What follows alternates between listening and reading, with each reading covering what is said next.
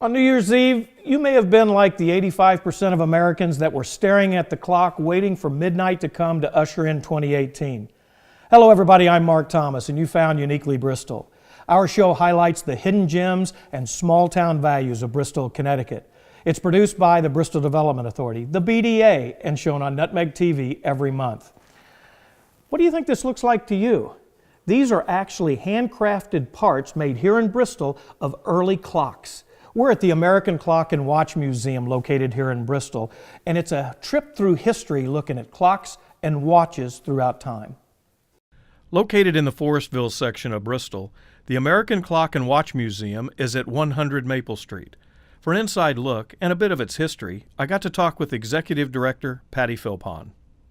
So Patti, it's kind of fitting. We're right in front of a brass clock from Terry and Andrews that was here in Bristol. Anybody that knows anything about Bristol knows that this was a watch town and kind of made its name. Is that why the museum is here? Absolutely. The museum was actually founded by Edward Ingram, who was the president of the Ingram Clock Company. And he came from a long line of clockmakers who were here in Bristol. And when he started to found the museum, he really wanted to make sure that that long legacy of clockmaking and watchmaking that was so tied in with the history of this town would have that legacy go on for a long time so people would always know about it. So they founded the museum here in 1954. And you kind of see it because we have the around town, the I don't know what you call them, stand clocks, but they street clocks. Yeah, yes. The street clocks. That's right. And it is the Absolutely. different sections of town. And I'm going to use a really bad pun. Okay, so it really is a trip through time. It's as much a history museum as just all about clocks. Absolutely, and that's one of the fabulous things about this museum is because it's about the timepieces. So you have the science and the technology parts of it. The history is such a strong element here because of its founding in Bristol's and Connecticut, in fact, rich history of clock and watchmaking. You've got art and artistry in here with the painting on the clocks and the dials and the engravings. So there's really a lot of different opportunities for people to come and enjoy the museum. And there's domestic clocks, there's international clocks, so there's a little bit of everything in there. There isn't really a genre as much as the history as things went along. Yeah, our main focus really is American clock and watchmaking. However, we do have some foreign-made timepieces because it's really interesting to see where America is maybe influencing someone else's, another country's clockmaking or watchmaking, or where America is being influenced by someone else's work. So we do show kind of some of those timepieces. What I really like is we're in front of a custom-made pocket watch display. I mean, you just don't see those type of things. Absolutely. And that's kind of reflected in this building, isn't it? I mean, I think that's what makes it special. It's just not some prefabricated building. There's quite a history to this building, isn't there? Absolutely. This is an 1801 house with two additions to it. So the museum started in this 1801 house, and it had been owned by the same family for 150 years until the museum purchased it. And they chose this particular building because they really wanted to show where clocks, because we started off being the Bristol Clock Museum and we were all about clocks to start off with. So they wanted a home-like setting because that's really where people showcase their timepieces. And they wanted that warm home-like feeling. I love this room because it is a lot about Bristol. Tell us about the Ingram banjo clock. One of the wonderful pieces in our collection that we have in this room is a banjo clock, and it was made by the E. Ingram Company right here in Bristol. And it's got such a fantastic family story associated with it.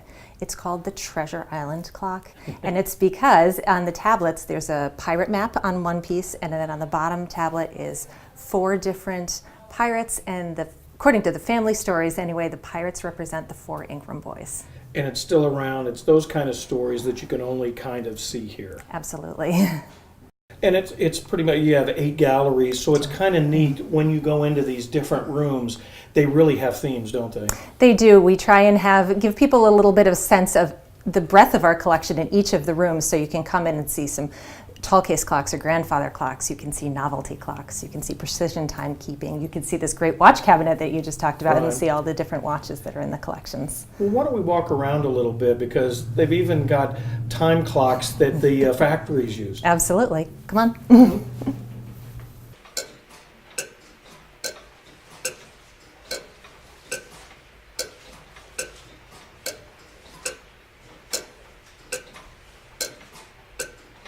So Patti, we started off talking about history, and this really makes it come to life. We've got a picture of Sessions.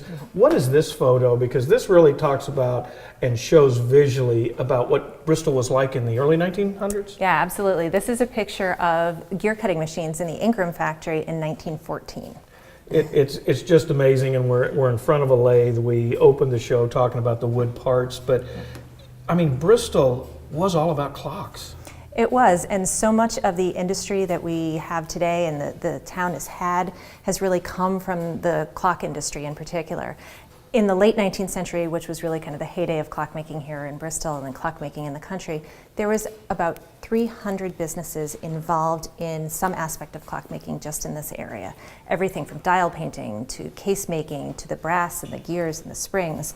So much of the industry that we think of that's so associated with Bristol and its history really started because of the clock industry. Yeah, so when people say, why do we have spring manufacturers here? I mean, this is just, part of our history. It's because of the clocks. You don't only do just like a museum, you do a lot of events. I loved last year because it was Felix the Cat Clock. It was here. What have you got coming up in 2018? We've got some great, exciting things. We have a new exhibition that's going to be coming up in 2018. It's going to run the entire year. It's called Scandals and Scoundrels. Oh, of course. Of course it is. And it's going to tell some of those not as often told tales, some of the darker side of the clock industry and the watch industry and the people who were involved in it. So it's going to be a lot of fun different way to showcase the timepieces that we have in our collections. And when you go on your website, it's got the event calendar, and I had to look at it, the Old Cranks. The Old What Cranks. is that? That's every month. What is that? The Old Cranks are a group of gentlemen who come in and volunteer for us, and they have named themselves the Old Cranks. I refuse to say how old they are. It's not my story. Yeah. But they come in twice a month, and it's as a public program. You get to come through on Fridays and watch them wind the timepieces. And they wind about 60 to 70 of them every week for us. And it's, I keep thinking, fall back, spring forward. I can only imagine what kind of job that is. Yeah, they're definitely here for a lot longer on the daylight savings start and end dates because they have to stop the clocks when we're changing to wait for the hour to go by and then restart them again.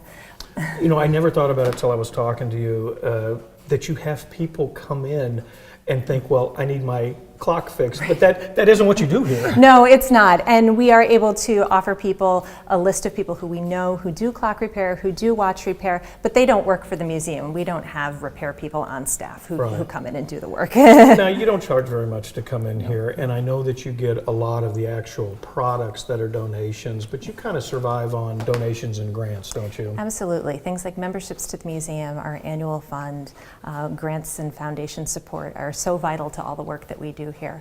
And of course, the people who come through the door, who shop in our gift shop, come to our programs, are such a great help to us as well. We look around and the heritage is clocks, but watches really have kind of, we went by the time clocks that were in the factories, but watches really have started to become prevalent in the downstairs. Absolutely. And watches are something that is going to be a big push for us in 2018. We're going to open up a new cabinet that's currently watch storage, but starting next year it's going to be open storage, and you're going to get to see a larger percentage of our watch collection. It's such an interesting aspect of the industry, and it's something that people are collecting more and more, and we want to be able to show more of it. We actually have about 3,500 watches in our collection, and we only get to show such a tiny portion of it, so we want to change that. But that's the good thing. I was about thinking while you were talking is even if you've been here a couple of times, you need to come back because you constantly change displays and you get new things in. Absolutely. If somebody wanted to donate or come by, what would be the process of I want to donate this to the museum? People come by, they either can send us pictures of what they have or bring it by if it's something that's portable. Yeah, right. If you've got a tall case clock, it's a little hard just to carry it on with you. But if it's portable, bring it by or take some pictures of it and send it to us. We have an artifacts committee that looks at the timepieces to see if they're appropriate for our collections. Since we are an American clock and watch museum, we really focus on our collections on American timepieces. So, things that might be made in Europe aren't so vital to our collections. You can kind of hear the ticking, which is very, very calming. But I think one of the features of this main floor is the two-story clock. Tell us about that. So it is actually a tower clock mechanism, and it's one of the great pieces. people love stopping, and we see people just staring at the movement because you really see. Guilty. Yeah, absolutely, right? You really see what makes the clock tick, and you can watch the pendulum swing, you can see the weights for it, and you can see the gears and the escapement moving, and you really get a chance to see the insides of how the clock works, and it's really fascinating for everyone. And the little pieces, you know, that somebody had to do that by hand, we didn't have the technology. It's astounding, the craftsmen that were in Bristol. Absolutely, and really the whole idea of mass production of the parts for clock parts really was in the early 1800s. It's not that long ago when you really stop and think about it. No, it isn't. I think one of my favorite rooms is the one that's next door. You go through all of the parts, but then I call it the grandfather clock wing. That's got to be just a showstopper when people come by. People come especially to hear the grandfather clocks or tall case clocks chime. And we get a lot of people who come in right around the hour because they want to go in and hear the beautiful sounds of those timepieces. And they are such works of art, both the timepieces themselves and the music as well. It really is. So if people want to know more about the American Clock and Watch Museum, where should they go and how do they contact you? Absolutely. We are located at 100 Maple Street right here in Bristol. And our website is clockandwatchmuseum.org. People can call us on the phone, which is 860-583-6070. And of course, we've got the Facebook, Instagram, Pinterest pages that you got to have, right? Yeah, you do. You really do. Well, thank you for taking the time. And if you've been to the Clock Museum, you know how great it is. We're in the middle of the winter. You're only open kind of on the weekends, and then in the spring it kind of opens up. Yep. In April, we'll be open 7 days a week. But in the wintertime, we're open Fridays, Saturdays, and Sundays, or by happy accident, ring the doorbell, and we're happy to let you in if we're here. Welcome to Bristol. Nestled in the heart of Connecticut, just 2 hours from Boston, New York, and an hour from the shoreline, Bristol offers a unique New England experience. City-sized with small-town vibe, you'll fit in no matter your pace. As a community, we're rich with history, overflowing with passion, and ripe with experiences to enjoy. Beyond the rolling hills of Connecticut, that's where you'll find the magic of Bristol. With an incredible 700 plus acres of park systems, Inspiring museums and cultural programs, and the oldest operating amusement park in North America. Our arts and entertainment will color you convinced. And local food and drink establishments to keep you excited, satisfied, and always savoring more. Community events that leave a lasting memory. We really do have it all. plus, we're a community that honors the brave. A community that offers top-tier sports and recreation. And world-class accommodations to suit every style. But what if you wanted to stay even longer? Well, there's neighborhoods to pair with any personality. And places for all kinds of producers. Top-rated school systems. Ways to make an impact. And plenty of places to worship. So whether you're vacationing, Passing through, Or staying a little longer. bring your heart to Bristol. Our heart is always open to your experiences. Bristol, Connecticut. All heart.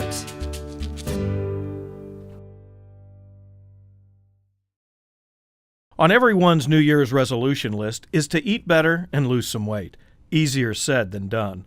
Located on Route 6 in Bristol is the Fitness Studio. Owner Justin Michaels is also a certified personal trainer and gave me some tips on how to get started to trim those pounds. So, Justin, you're not only the owner of the Fitness Studio, you're actually a personal trainer that's certified. What goes into that, and what does that actually mean? So being a certified trainer means that I've actually taken the time and the energy to become certified. That means that I have an education and I've passed a certification exam which qualifies me as a personal trainer. So personal training is actually a very wide scope in terms of what we do, in terms of our practice. So there's a lot of injury rehabilitation involved. Obviously we're here to help people lose weight, strengthen their bodies, but we practice disciplines from many different areas like massage therapy, physical therapy, a lot of strength and conditioning that you might see in athletics. So my certification, it's a base for all things fitness and health related. We're going to get into some of the exercises and all of that, but I love a saying that you have because it does go hand in hand with eating. What's your little saying to remind people, and then the meaning behind it? Yeah, so what I found is that you can give people all of the knowledge and education in the world, but if it doesn't hit home and if their heart's not in it, it means nothing to them. So I like to hit them with a few small sentences on their way out the door. So I remind people that you're not a trash can, so don't eat garbage. That's great. I think it resonates with people, you know? It really does. I like the way you approach it because you're talking about before you even start, you need to have a mindset. What does that really mean when you're talking about exercising? Having all the knowledge and all the workouts and all the resources even online that there are today, it means nothing if you don't have the motivation and the focus and the discipline to get in the gym, be consistent, and make some changes happen. What are some of the things, I mean, we always hear go to a physician, so what are some of the things before you start that plan and actually get into the exercising should people do right now? Okay, so I have a couple things come to mind when you say that. So first of all, if you aren't in good health, or if you feel like you have some specific, what we call contraindications, signals and certain conditions which say that you should definitely consult your doctor, then you should. With that being said, we can also go down that road and it can become kind of a crutch in a way. So we can say, well, I don't have an appointment with my doctor and I'm not sure I should be exercising, because that's the easy way out. The reality is that movement is a part of being alive, and locomotion and energy is a part of all living things. And I'm a firm believer that in the right moderation and with the right modifications and starting out in the proper place, which is the whole idea of seeing a certified personal trainer, everybody should be working towards a better physique and better health and more mobility, flexibility, strength, conditioning, the whole thing. So don't let needing to see a doctor hold you back. Let's talk a little bit about, I think there's some fallacies out there about what women should do, what males should do, but a lot of those things really aren't true, are they? You don't, a male doesn't or shouldn't exercise much different than a female. So I think what might be consistent across the board between males and females is maybe our goal. And what I mean by that is what we want for our body. So me as a male, I may want a physique. I may want my shoulders developed so that my dress shirts fit me nicely and sit on a certain physique. I may want to feel strong so that I can take care of things around my home and in my life, so I can play sports with my son and thrive and set an example. And maybe women want to be a little more lean, and they're thinking more about their bathing suit body in the summer. They have their heart set on a certain size pants, getting back to where they were. The reality is that we all should be training in a pretty similar fashion with intensity, modifications, meaning regressions, making an exercise easier, or progressions, making it harder. You really do kind of dissect the body. I'm sure it's with your training. So you kind of look at muscle groups, don't you? And kind of start to do exercises that are specific for different areas or avoiding different areas if they're not needed, correct? Yeah, sure. So when we talk about training the body, when we talk about strength training, conditioning, we're looking at balance. So a big part of rehabilitation, injury prevention, performance enhancement, a lot of people don't understand. It's really about balance. To illustrate balance of the four quadrants, which are legs, chest, back, and core, he brought in personal trainer Lauren Jones to show the proper technique. I know a lot of folks didn't push back during the holidays. I'm one of those. So why don't you talk about some of the simple ones that somebody can get started? I'm sure you're going to hit this area a little bit too. Yeah. So I'll let you with Lauren and just kind of tell us what we're doing. Sure. So to start with that, in terms of addressing this, not pushing away from the table. You're very kind. Well, you hit it on the head. You really do want to tackle your nutrition when you're trying to change your core. But underneath that fat, when you take the fat off, you do want to have not only a physique, but some strength and some stability. So what I'm going to have Lauren show for us is one exercise from the 4 different muscle groups. Okay. We have legs, push, pull, and core. We talked about that a few minutes ago. So Lauren's going to demonstrate a couple from each. We're going to start with a squat. So everyone wants better legs. Everyone wants a strong trunk. Everyone wants good hips and thighs. So Lauren's going to demonstrate a squat. So go ahead and squat. Lauren's doing a proper squat, so go ahead up and down and give us about 10. You'll notice that the knees aren't moving whatsoever. They're staying in place and she's hinging around them. If I held my hand here, it doesn't move whatsoever. What that means is that this hip this hip joint is primarily responsible for the movement. What do a lot of people do this wrong? Because I've seen me do it wrong. Yeah, sure. Do an example of a wrong one. Yeah, that's that people pretty can simple. see. So what everyone does is they put their weight in their toes, their knees go past their laces, their back arches over. And what I'll do as a trainer, I'm going to ask you to come a little higher, back up your knees, lift your chest. And now you can see from the head down to the hips is a straight line, from the hips down to the knees is a straight line. And anytime that we can get the upper body and lower body to work in separate pieces, we're engaging our core and we're not getting injured, we're getting something out of it. And you can tell she's very balanced, so there's no risk of falling Exactly. either Her way. weight is right down the middle of her feet and her knees are not at any risk because they're not past her toes. And as important, go ahead and do a few. As important as her having the proper form is her engaging the proper muscle. As I talked about, balance in terms of exercise couldn't be more important. So it's important that she knows what muscle she's working right now. She's primarily working her glutes, hamstrings, and lower back. Okay. The only way that we can put together a balanced fitness routine is that we know what we're working, and more than that, we really target a muscle and engage it, okay? So right now she's engaging her glutes and her hamstrings. Therefore, I know as her trainer, she's done her hamstrings, glutes, and lower back. Now when I make the rest of her workout, I can go ahead and target the other areas. Now, what about speed? Fast, slow? Is it As just a what rule- you feel comfortable or what? As a rule of thumb, let's go slow. Let's focus on our movement. Let's not get too much momentum and let's not get sloppy. There are certainly many modalities of training which call for speed and power and explosiveness. But if you're watching this at home and you're a beginner, better off to start slow and pay attention to the form. What Lauren just showed us for squat form is spot on. So if you can replicate that at home and you can squeeze your glutes, when you're down here in your squat, you snap your hips forward and you lock out at the top. You lower down nice and slow and you lock out at the top and you know you're using your glutes. And I'm sure that's got to help your posture because you're more inclined about, I'm slumping and things like that. Yeah, so everybody, whenever they throw out their lower back or they have tension in the lower back, they don't realize there are some supporting muscles we call synergistic muscles. And those to your back would be your hamstrings and your glutes, your obliques. So these are muscles that support your lower back.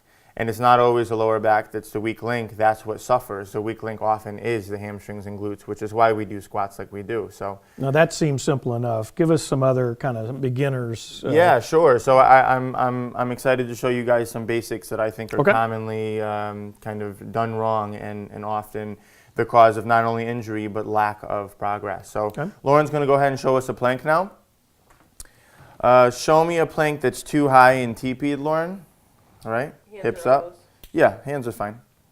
So while she holds this, there's a high plank and a low plank. A lot of people think that a plank is one or the other. It's not. This is a high plank because she's on her hands. If she was on her forearms, it now, would when be you a say low plank, what does that mean exactly? This is the plank. So I see. I'm going to put her in a proper plank in a moment. This is the plank you see all the time in the gym. This is the plank that is relying on a TP type shape where she's propped up on her shoulders. Most people don't have the core strength to do this properly, so they prop themselves up. Go ahead and show us a proper plank, Lauren. So more evening out. Okay. Exactly. So we're evening out. Now I want to caution you. A lot of people, when they go and they take a fitness class, and this is the difference in personal training and just taking classes or doing it on your own. A lot of instructors and a lot of people think that you need to have a level hips, which would be down here. Okay. People think that's where you need to be. Once you've gone past this point right here, you actually have a big dip in your back, and that's not very safe or healthy. It doesn't look comfortable either. Exactly. What we want to do is engage the abs a little bit. All right. You want to lean forward on our tippy toes, and this is going to really engage this section of the core right there. You see how her shoulders, elbows, and wrists are stacked. That means that we're not causing any injury or damage to the shoulders. And this is, in fact, one of the most productive core exercises that you can do at home. One of the exercises we're going to do is a bent over row, all right? So Lauren's going to grab her dumbbells. She's using 20s because she's very strong and ready for that. If you're watching this at home, you might want to start with 5s, 8s, maybe 10s, okay? So she's going to get into a squat position and she's going to freeze, all right? Right there.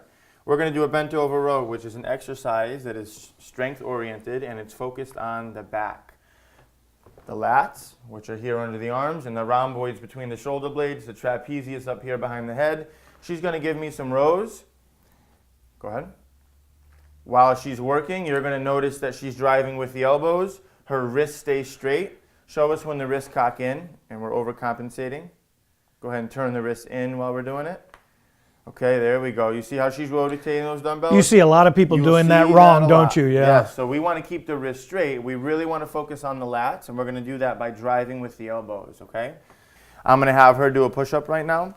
And actually, some of the form is very similar to the plank. We're going to make sure that we have a nice tight core. We want our shoulders, elbows, and wrists to be stacked just as before. Go ahead and do some, Lauren.